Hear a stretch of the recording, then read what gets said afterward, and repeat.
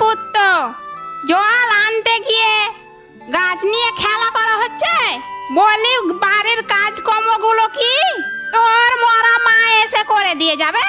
আসছি জেঠিমা, আসছি জেঠিমা। আমার খুব খিদে পেয়েছে, আগে আমাকে কিছু খেতে দাও।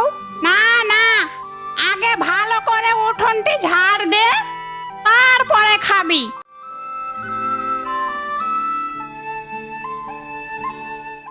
জেঠিমা, ঝাড় দেওয়া হয়ে গেছে, এবার আমাকে খেতে দাও।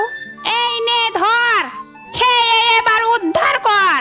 জেঠিমা, এই দুটো ভাত, কয়টা ভাত খেয়ে তো আমার পেটই ভরবে না। তুই যদি এখন রাক্ষসের মতো খাস, তাহলে আমি এত খাবার কোথি পাবো?